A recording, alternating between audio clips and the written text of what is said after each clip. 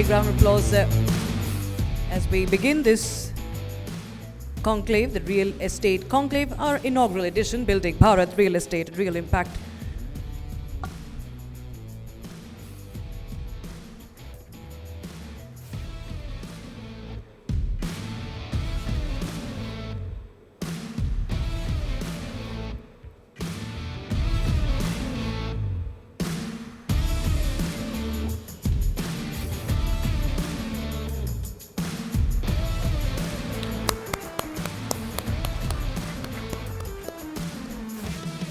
We welcome the Honorable Minister, Shri Manohar Lal Khattar ji, and it is our honor to welcome him to open our conclave and deliver the keynote address for Bharat 2047, Build to Lead. At the helm, leading India's charge in the real estate sector, we are privileged to have you, sir, as you lead with both administrative acumen and strong grassroots connection to the people. Ladies and gentlemen, big round of applause for our Honorable Minister as he delivers the keynote address.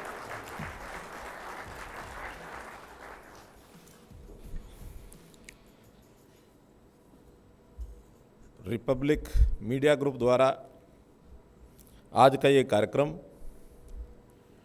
Building Bharat विकसित Bharat, real estate, real impact, इस विषय की आज की संगोष्ठी में हमारे बीच में हमारे बहुत ही प्रिय श्री अर्णव गोस्वामी जी,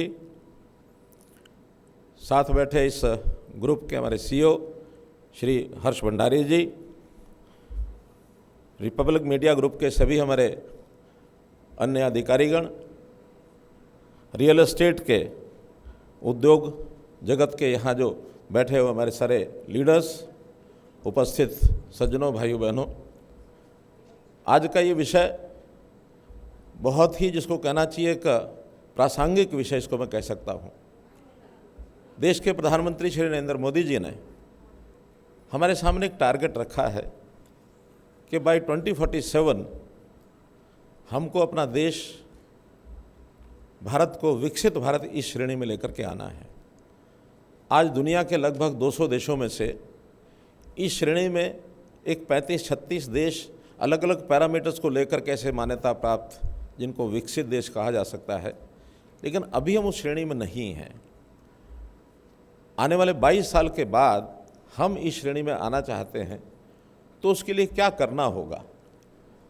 आखिर हमारा रोड मैप जब तक हमारे सामने नहीं है, तब तक उस दिशा में, उस गति से आगे हम बढ़ नहीं पाएंगे।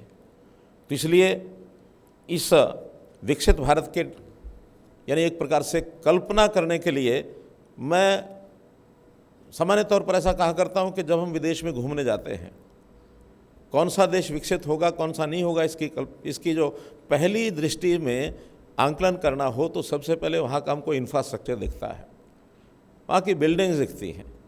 आप सिंगापुर चले जाओ, आप चाइना चले जाओ, आप जापान चले जाओ, आप यूएसए चले जाओ, जो भी ऐसे बड़े कंट्री जिनको विकसित देश कह सकते हैं, वहाँ की बड़ी बड़ी बिल्डिंग्स, आधुनिकता से भरपूर, तकनीकी तौर पर एक प्रकार से पूरा सामंजस्य रखते हुए हम कहते हैं ये देश बहुत सुंदर देश है, अच्छा देश है, विकसित देश है। विकसित की केवल एक पैमाना ये नहीं है, आखिर वहाँ के लोगों का व्यवहार क्या है, वहाँ के लोगों की आर्थिकी क्या है, वहाँ के लोगों को रोज़गार कितना मिला है, कितना उनका हैप्पीनेस इंडेक्स है, इन चीज़ों को देख करके ही विकसित का पैमाना पूरा हो सकता है। लेकिन सबसे पहला काम है वहाँ का इंफ्रास्ट्रक्चर।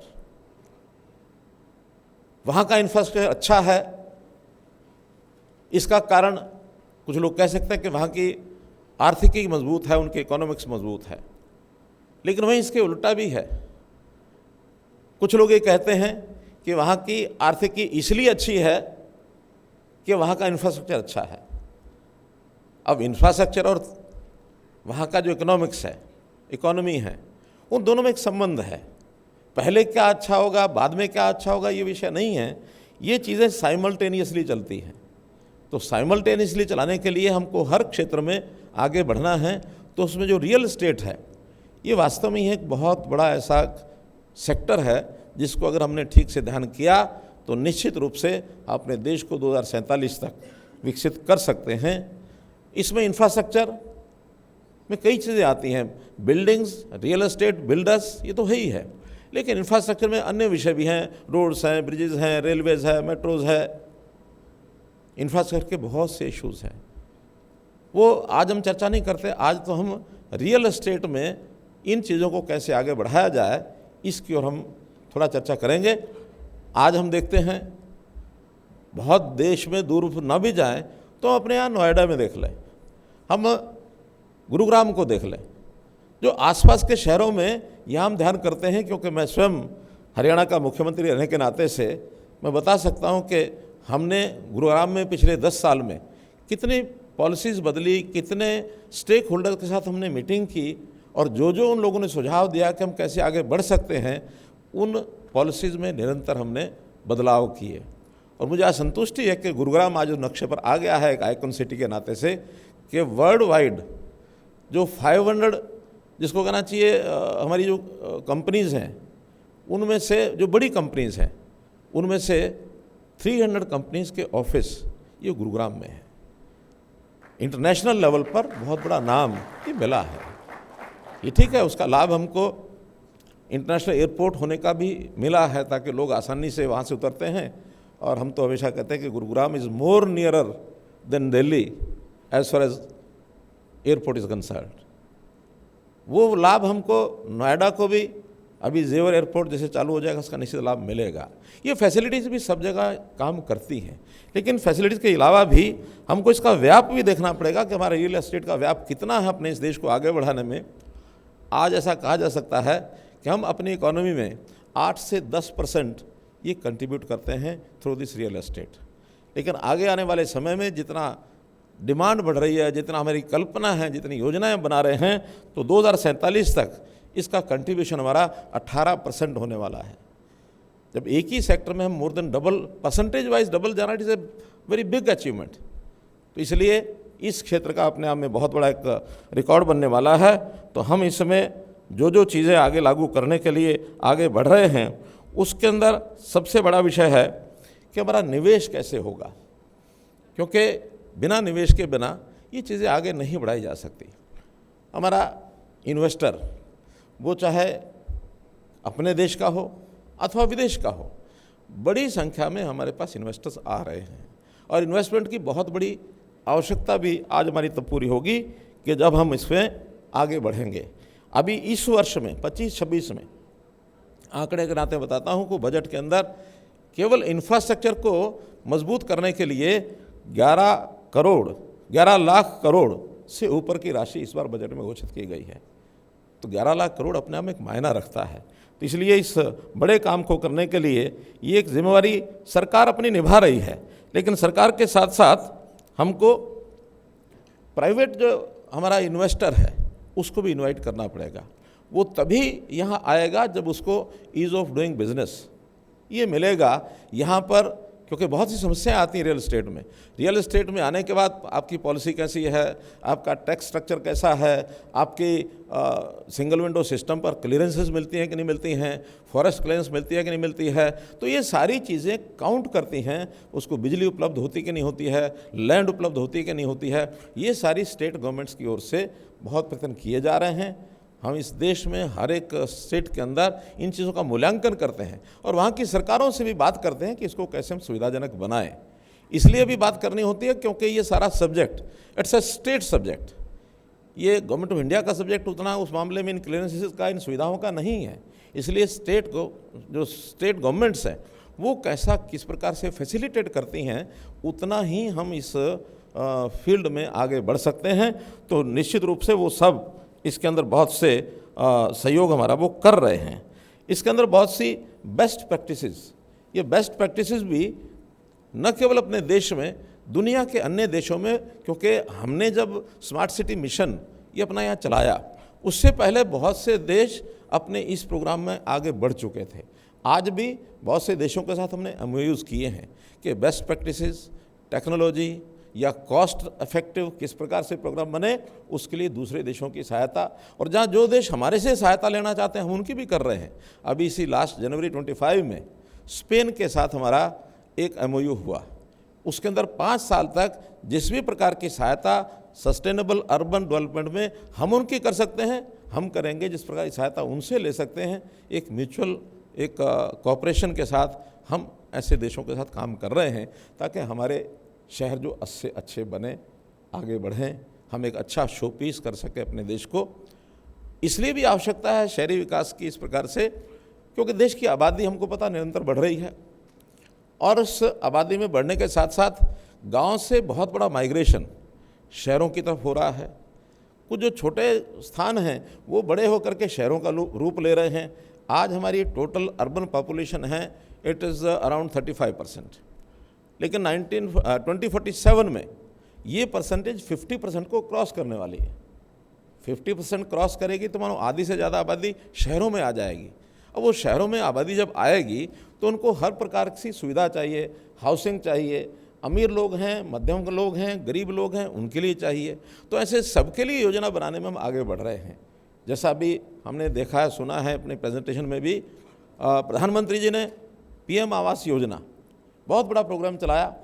शहरी क्षेत्र का पिछले 5 साल की योजना में 1 करोड़ मकान देने की बात हमने की, तो लगभग 1 करोड़ 14 लाख मकान वो अभी समय बन चुके हैं या अंडर कंस्ट्रक्शन है। नई 5 साल की योजना में भी 1 करोड़ मकान और दिए जा रहे हैं। आने वाले 10 साल में सरकार जितना करेगी वो तो ठीक है, प्राइवेट संस्थाओं के माध्यम से भी सभी मॉडल्स को मिला करके अभी जो अनुमान लगाया जा रहा है कि आने वाले 10 वर्ष के अंदर 8 करोड़ नए मकानों की ज़रूरत पड़ेगी। अब 8 करोड़ मकानों की ज़रूरत है, इसको पूरा करना है। अकेली सरकारी संस्थाएं नहीं कर सकती, इसमें प्राइवेट डेवलपर्स को भी आगे आना होगा, और प्राइवेट डेवलपर्स और सरकारें वो हाथ से हाथ मिलाकर, कंधे से कंधा मिलाकर आगे बढ़ेंगे तो मुझे नहीं लगता कि इस टारगेट को हम पूरा नहीं कर पाएंगे। निश्चित रूप से हम कर पाएंगे। मित्रों, इस सारे काम में बहुत सी कठिनाइयाँ ये कंज्यूमर को भी सामना करना पड़ता है, डेवलपर्स को भी सामना करना पड़ता है।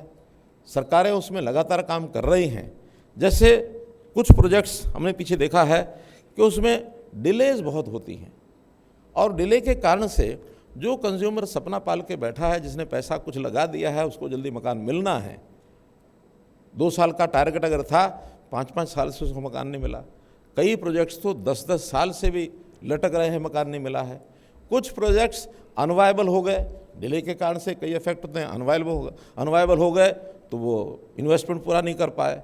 अल्टीमेटली कहीं कोर्ट केसेस हो गए, कहीं रेरा में चले गए, कहीं NCLT में चले गए, कितने ही हम देख रहे हैं।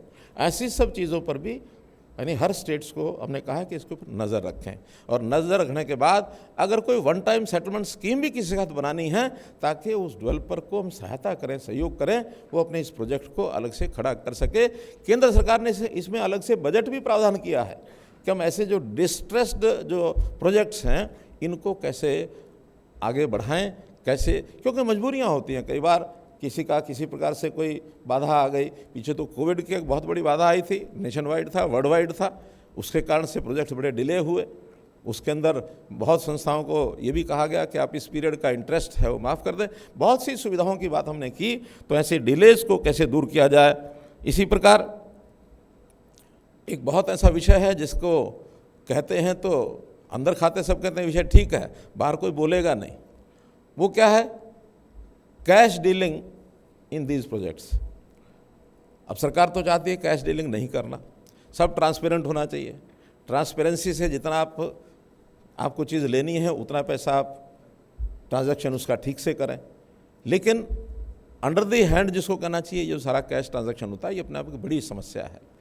और इस बड़ी समस्या के कारण से इसमें से भ्रष्टाचार ने बहुत जन्म लिया हुआ है। इस भ्रष्टाचार को अगर रोकना है तो ये कैश डीलिंग्स को समाप्त करके ही हम रोक पाएंगे, अन्यथा नहीं रोक पाएंगे। अल्टीमेटली इस करप्शन का भी सारे समाज के ऊपर कोई अच्छा असर नहीं, बुरा असर जाता है। और पिसता भी इसमें गरीब आदमी है, अमीर आदमी शायद पिसता नहीं है, वो तो कहीं ना कहीं उसमें पार्टनर होता है, लेकिन कहीं लेने में कहीं देने में गरीब आदमी, उसके ऊपर कॉस्ट का इफेक्ट उसके ऊपर पड़ता है। तो मित्रों, हमें कुछ चीज़ें सोचनी होंगी, उसमें सरकार कितना सहयोग कर सकती है उतना हम करने के लिए सब तैयार हैं, चाहे स्टेट गवर्नमेंट्स है, चाहे गवर्नमेंट ऑफ इंडिया है। एक समस्या और है, जो मिसलीडिंग एडवर्टाइजमेंट्स आती हैं। एडवर्टाइजमेंट करने के लिए मानो मीडिया हाउस को एडवर्टाइजमेंट किसी डेवलपर ने दी, वो कर देते हैं, हमने करना है, हमारा काम है, हमको तो उसमें मजदूरी मिलती है। लेकिन उस एडवर्टाइजमेंट में जो कुछ बताया गया है, क्या वो धरातल पर वास्तव में वो है कि नहीं है? ऐसी मिसलीडिंग एडवर्टाइजमेंट के कारण से भी जो कंज्यूमर है वो फंसता है, बायर इसमें फंसता है। तो इसलिए इस चीज़ को भी उनको रोकना होगा, इसका ध्यान करना होगा। कुछ प्रोजेक्ट इसलिए भी कठिनाई में पड़ते हैं कि वहाँ लेबर के बहुत बड़े इश्यूज़ खड़े हो जाते हैं। तो लेबर के कारण से आखिर हम पूरा उनकी ओर ध्यान नहीं देंगे, उनके वेलफेयर की ओर ध्यान नहीं देंगे, उनकी सैलरी, उनके वेतन के पैरामीटर्स को ध्यान नहीं देंगे, तो वो भी समस्याएं आएंगी। उसके कारण से भी प्रोजेक्ट बहुत लेट होते हैं। तो मेरा कहने का भाव ये है, चाहे वो सरकारी प्रावधानों के कारण से हो, चाहे हमारे अपने व्यवहार के कारण से हो, चाहे नेचुरल तरीके से हो, चाहे कोई भी विषय हो, ये जो डिलेज हैं, ये जो कंज्यूमर या जो बायर ऑफ द हाउस, इसको कठिनाई झेलनी पड़ती है। ये अपने आप में बड़ी समस्या है और इसको हमको हल करना है, ये हमारे सामने एक टारगेट रहना चाहिए। मित्रों, शहरों को बनाने में बहुत जगह प्राचीन काल के समय से हम देखें तो उसकी आकृति शहरों की कैसी हो, बिल्डिंग की आकृति कैसी हो, उसमें कला की झलक कैसी हो, उसमें भारतीयता का एक आभास कैसे हो, ये विषय भी बहुत बिल्डर्स ध्यान रखते हैं। उस बिल्डिंग का आकार कैसा हो, डिज़ाइन कैसा हो, ये सब ध्यान रखते हैं। हम देखते हैं हमारे पुराने शहर, विशेष तौर पर मैं चंडीगढ़, क्योंकि मेरा चंडीगढ़ बहुत सालों तक केंद्र रहा, मैं मुख्यमंत्री रहा तो लगातार वहाँ रहा, उससे पहले भी संगठन मंत्री रहते हुए भी मेरा 16-17 साल का रहने का यानी कार्यकाल है वो चंडीगढ़ का है। चंडीगढ़ आज एक ऐसा हेरिटेज सिटी है कि दुनिया के लोग आकर के देखते हैं कि कैसा सिटी ये बसा हुआ है। कुछ पार्ट्स अलग अलग शहरों में भी ऐसे बने हैं। तो इस प्रकार के हेरिटेज के सिटी, अब जैसे कुछ एक मॉन्यूमेंट्स होते हैं, मानो हम उनकी बिल्डिंग्स को देखते हैं। अब दिल्ली के अंदर हम देखते हैं कि जो अंग्रेज़ों के समय का बना हुआ वो एक बिल्डिंग्स का एक स्ट्रक्चर है, हमें एक बहुत अच्छा भी लगता है। आज भी वैसी नई चीज़ें बना रहे हैं। नई चीज़ों में अभी जैसे आप लोगों ने देखा हो सेंट्रल विस्टा, एक नया एक कल्पना सी चीज़ बनाई जा रही है। तो सेंट्रल विस्टा भवन जो है ये दुनिया के कुछ एक देशों में इस प्रकार के भवन है, अन्यथा कोई है नहीं। वो इसको डिज़ाइन को लेकर के कहते हैं हम भी अपनी गवर्नमेंट के सिस्टम को ऐसा बनाना चाहते हैं। अभी दिल्ली में जो लुटियंस का है वो भी अपने आप एक स्ट्रक्चर है, अच्छा है, एनवायरमेंटल रूप से अच्छा है, ग्रीनरी अच्छी है। ऐसे ग्रीनरी को भी ध्यान रखते हुए शहरों की एक सस्टेनेबिलिटी ये हमको बढ़ानी पड़ेगी। इसी प्रकार हम गुजरात में देखते हैं गिफ्ट सिटी है, अपने आप एक आकार दिया है। तो ऐसे नए सिटीज़ को अच्छे आकार के साथ खड़ा किया जाए, ये भी एक योजना सरकार की है कि न्यू सिटीज़ के लिए हम अलग से उसमें सहयोग भी कर रहे हैं। इस प्रकार से मित्रों ये सारी समस्याएं भी और सारे चैलेंजेस भी ये सब हैं। कंज्यूमर के इंटरेस्ट में एक एक्ट है रेरा एक्ट। अब रेरा के माध्यम से कंज्यूमर को कैसे सहायता दी जाए, इसका एक बहुत लाभ कंज्यूमर को हुआ है।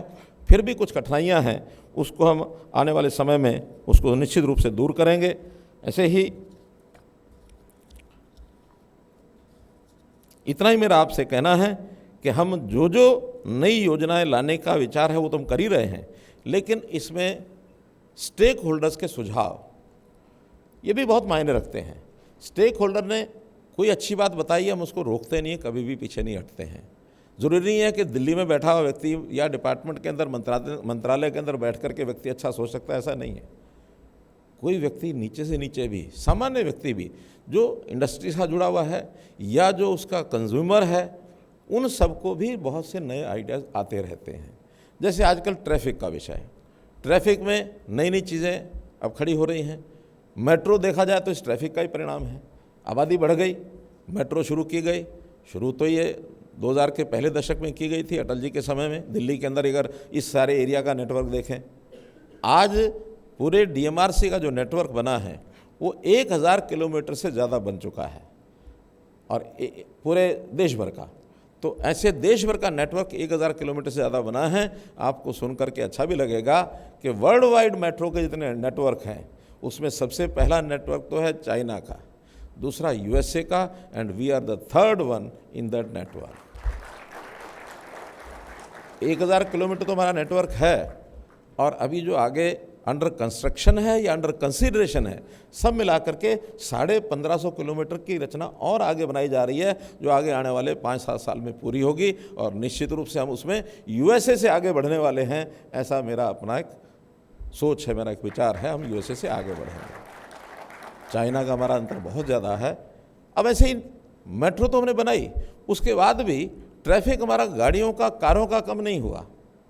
प्रधानमंत्री जी से ऐसे चर्चा में हमने एक विषय निकाला कि हम लास्ट माइल कनेक्टिविटी का प्रयोग शुरू कर रहे हैं, ताकि मेट्रो के साथ रोड व्हीकल भी उसके साथ जोड़ दिया जाए। किसी व्यक्ति को घर से चलना है तो with A click off button वो वाहन छोटा उनके घर पहुंच जाए, उनको मेट्रो पर बैठाए, मेट्रो से उतरे, फिर वही छोटा वाहन उसको ऑफिस में या उसके नेक्स्ट जो उसका डेस्टिनेशन वहाँ छोड़ के आए, ताकि उसको कार अपनी ना इधर से लेनी पड़े ना उधर से लेनी पड़े। Without his own personal vehicle he can travel from one place to another place.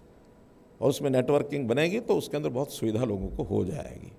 इसी प्रकार मेट्रो के साथ थोड़ा सा डेंसिटी ज़्यादा हो, ताकि मेट्रो का सुविधा लोग ले सकें। मेट्रो आजकल फाइनेंशियली वायबल भी तब बनेंगे जब उसके अंदर उसका जो उसके जो वाहन में यानी पैसेंजर की जो संख्या है वो पर्याप्त होगी।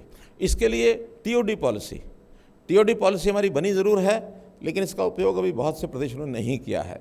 महाराष्ट्र ने इसमें शुरू किया है, कुछ थोड़ा हरियाणा ने शुरू किया है कि मेट्रो रूट के ऊपर ही हम हाई डेंसिटी के हाई राइज बिल्डिंग्स ये बनाएं, ताकि उससे उतरें और सीधा मेट्रो पकड़े अपने डेस्टिनेशन पर चले जाएं। बहुत सी बिल्डिंग्स तो ऐसी बनी हैं, सीधा उनके बिल्डिंग से एक कैरिज वे वो सीधा मेट्रो स्टेशन के ऊपर ही ऊपर जोड़ दिया गया है, ताकि घर से निकले सीधा स्टेशन पर पहुंच गए।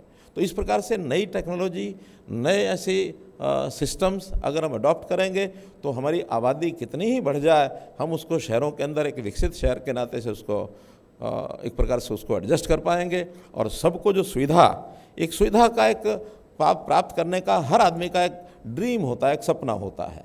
वो ड्रीम गरीब आदमी भी लेता है, वो अमीर आदमी भी लेता है, और वो जो देश के साथ जुड़ा हुआ है उसका भी सपना होता है कि हम अपने देश को दुनिया के नक्शे में एक बहुत अच्छे रूप से प्रोजेक्ट कर पाएँ। और ये अच्छे रूप से प्रोजेक्ट करने का काम एक व्यक्ति का नहीं है, एक स्टेट का नहीं है, एक शहर का नहीं है, एक ऑर्गेनाइजेशन का नहीं है, सबको मिल करके और सब विभागों को मिल करके अपने अपने क्षेत्र में काम आगे करना होगा। तो निश्चित रूप से 2047 तक अपना देश विकसित भारत बनेगा, ऐसा मेरा विश्वास।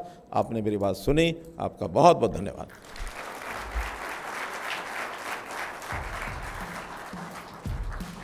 Thank you so much, Honorable Minister.